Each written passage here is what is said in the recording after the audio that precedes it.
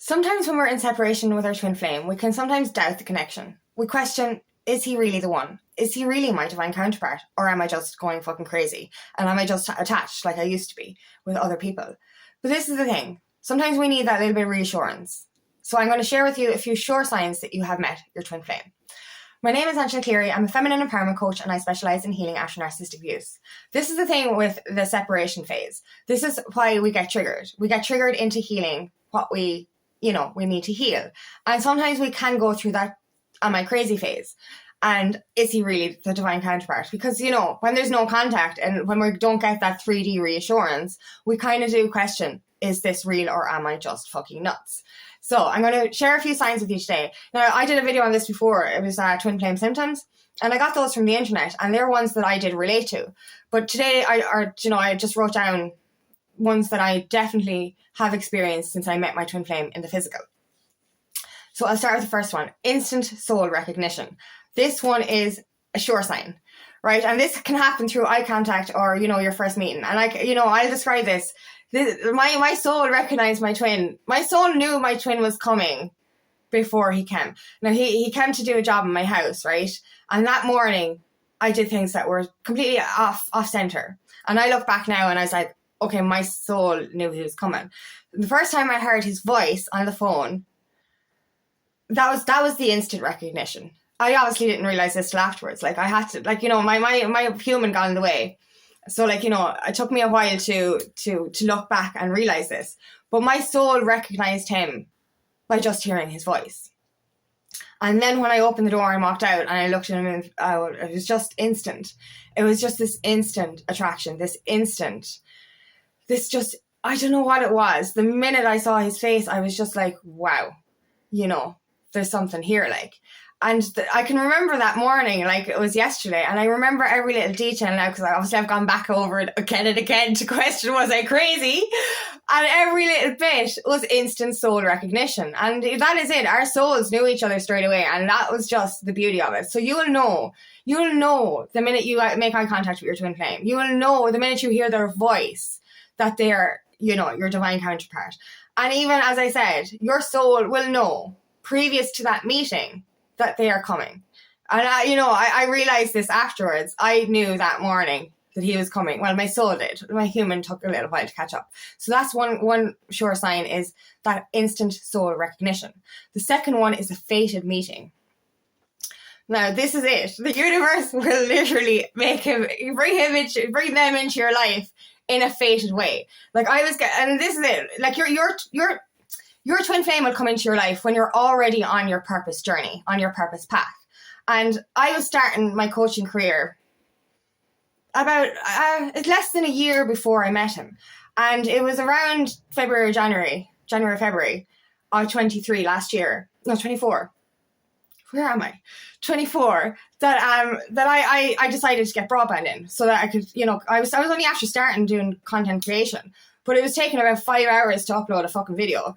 So anyway, I decided to get broadband in, and it took till April for the broadband to come because I live in the back arse of nowhere, and because of difficulties, it was delayed. And literally there was different guys came out every time. And the reason it was obviously delayed was so that it would happen that my actual twin flame would come and do that job that day. And that's that fated meeting. It's really that everything aligns, or everything, there were so many delays in me getting in the broadband that it literally, it was fated. And it could have been anyone that come that day, but they fated it and organized it so that it was him. So fated meeting is another one. So, another one is not being interested in anyone else. This is the thing. Before I met him, I knew I was on the twin flame journey. So I was already, celibate, and I was already not seeking outside of myself for anyone. And that's another thing. Everyone who would have texted me or tried to come on to me or any like that, I was single but unavailable. That was it. I was not seeking outside of myself. So for him that day to say, "Are you single?" Instead of my already pre-rehearsed line of "I'm unavailable," I was like, "Yeah, I'm single. Yes, I am." You know what I mean? And it's the first person ever for me to give that answer. And this is the thing. And then everyone after that, you just know that there's no one else for you, because they end up ticking all the boxes. You know, they might even look like your perfect match on paper. And like, you know, your past self would have been the complete opposite to their past self. There's actually funny little weird parts about me and my twin and our past that are really opposite. And, you know, if we were still on the wrong journey, we probably wouldn't, we would have been attracted to each other, but we probably wouldn't, our lifestyles would have been completely opposite. So there's, so there's no interest in anyone else, because this person, your twin, they tick every single box. They tick the boxes you didn't even know you wanted ticked, genuinely. And you're like, I remember this. Like I did try. Well, I didn't try. I kind of wanted to try online dating, because I was like, you know, I live on my own in the countryside. I don't go out. I don't date. So I was like, I'm going to set up a profile. So I went on a spiritual dating site and I filled out all these questions. And I just turned it away. I didn't even actually, you know, activate it. And I just deleted it. But I did have a sit down and I said, I want this and I want this and I want this and I want this and I want this. And I was like, no, that's superficial. I'm going to throw that away. That's, I think that's, you know, not a good way of doing things. So I just left that to the side. But then when I met my twin, I was like, oh, okay, yeah, this box, every box was ticked. And I was just like, the universe literally gave me what I ordered. You know, my twin flame was exactly what I ordered. So yeah, they're your perfect match on a soul core level as well. You won't be attracted to other people, and they tick all the boxes. The pre-order you send to the universe will come in the shape of your twin flame. So that was another one. Telepathy, dreams, and astral sex. That's another one. You're going to have vivid dreams about them. You're going to have telepathic connection. So like, you know, and I've spoken to my twin on the 5D and he's answered me on the 3D. So that's a sure sign of your telepathic connection. Then there's the astral liaisons. Like you're so satisfied by your telepathic 5D sexual encounters with your twin. You don't really need it otherwise. So that's why you don't seek outside yourself for mediocre one night stands or random sex, because you don't need anyone but your twin. They satisfy you on a spiritual level. You know, you start to see sex as sacred and you realize that you do not need anyone or anything except them. And even in separation, they can satisfy you on the astral plane. That's another sign. The sexual intensity and the chemistry is off the fucking charts. You won't have ever experienced it with anyone else before. No one would have matched you in the bedroom the way that your twin does. That is it. You're like the perfect alignment when it comes to sexual chemistry. And it's intense. All you want to do the minute you see each other is, you know, yeah. So that's it. Highly intense sexual chemistry and sexual intensity. So, where's it? They trigger in you a spiritual awakening. Now, I was on a spiritual journey for a long time. So I was already on that journey. But when I met my twin, he was already awakening unconsciously. So he was doing it on a 3D kind of level. He was bettering himself. He was on a healing journey of sorts. And we both triggered in each other another awakening. I've gone through about 3 heart awakenings since I met my twin in the physical, which was only in April last year. So you trigger in that intensity, and that's another reason why we go into separation, is because of that intense awakening. Because when we're triggered into awakening, we're triggered into healing all our traumas, past life trauma, past trauma, childhood trauma, all that stuff. And I was after being on a journey since 2018 doing this stuff. And so it was really shocking for me to actually be really triggered into another intense awakening. Because I thought, Jesus, I had a lot done. I had a lot of healing done. But Jesus, when I actually fucking met him in the physical and was re-triggered into another awakening, I realized I hadn't even touched the tip of the iceberg, because I had so much to heal. And since in the last, it's less than a year since April, I've actually healed so much more than I ever thought I could. There was actually so much more still within me to actually purge and heal. So that's another one, is triggered into spiritual awakening. The feelings, right? You know, say if you were in a normal 3D connection and you break up and you think you love that person, the feelings will fade. If you go into separation with anyone who's not your twin flame, the feelings will fade.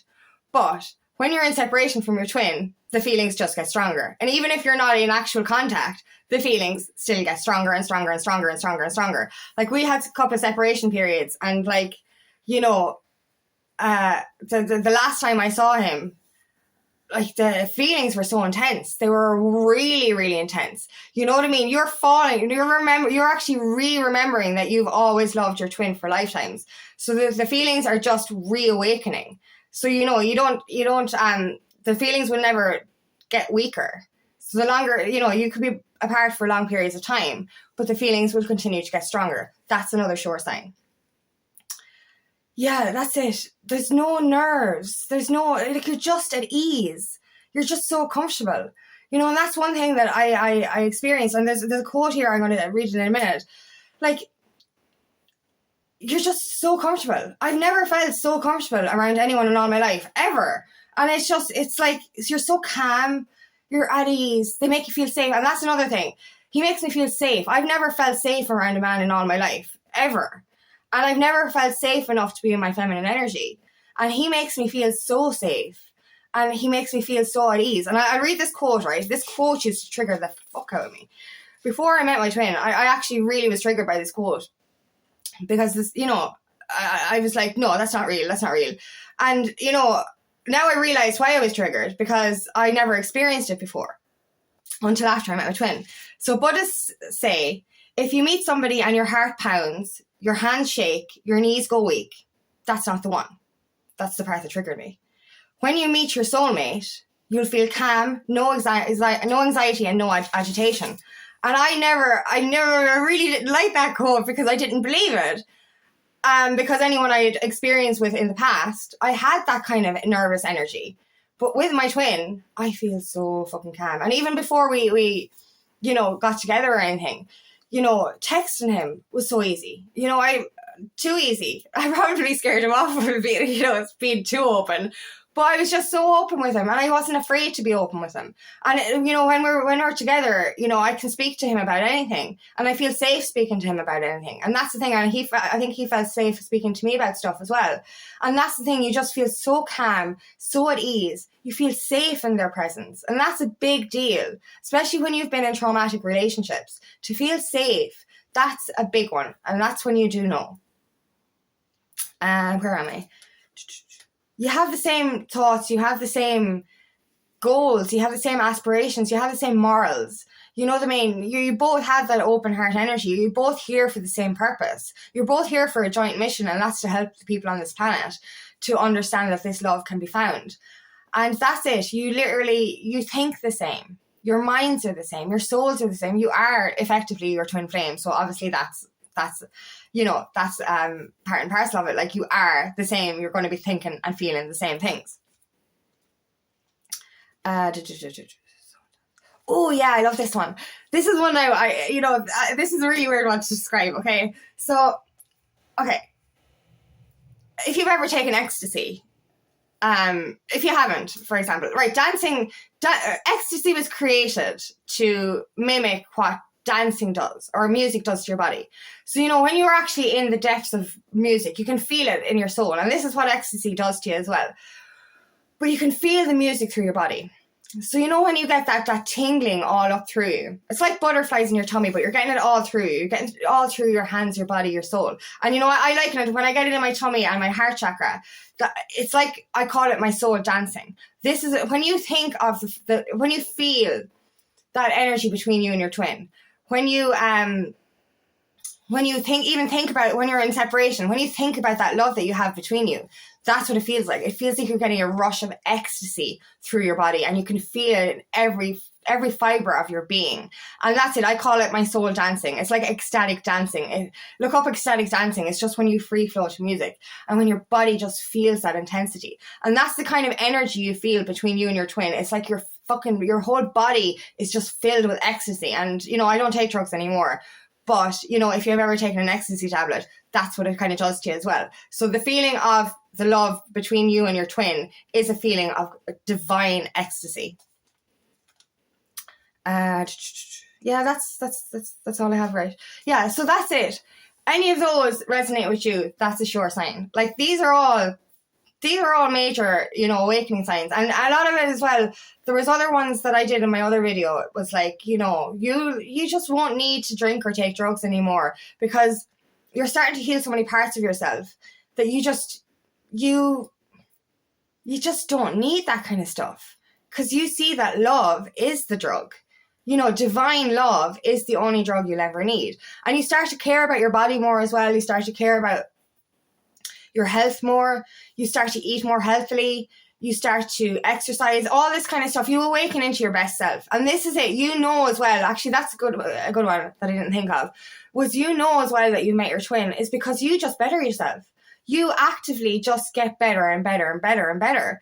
And that's not because you're trying to improve for them specifically. You're improving for yourself and for your healing and for being able to help heal others. So you just end up thriving. Whereas a lot of times when it's a codependent or a narcissistic or a toxic relationship, you end up depleting because you're trying to be something for them. But one thing, that's one thing about you and your twin is that you love each other the way you are. You want to help each other grow, and the two of you end up growing massively together, becoming your best selves. And this is even in separation. You become your best self. They become their best selves because you're doing that healing. You're doing that inner work. You're pursuing your life purpose. And then you come together in divine harmony and you pursue a mission together. So that's beautiful. You will have a joint mission on this planet, but you already have to be on your purpose path, I think, before you can actually get into union. So, you know, figure out where you're going, do that healing, do that inner work. This is what's so important. And that's it. You will become your best self and they will become their best selves. And that's the beauty of it. And that's when you know this is a true divine connection as well. So I think they're pretty much the main ones that, you know, we'll go through. And if I missed any, if anyone else has symptoms or anything that are signs that they've gone through, please put them in the comments, because I love hearing other people's stories as well. So thank you so much for listening today, and I really hope this does resonate. If it does, please like and share, and please subscribe to my journey so I can reach, or please subscribe to my channel so I can reach as many people as possible. And if you'd like help on your journey, please book me for a discovery call today, and I would love nothing more than to help you on your path.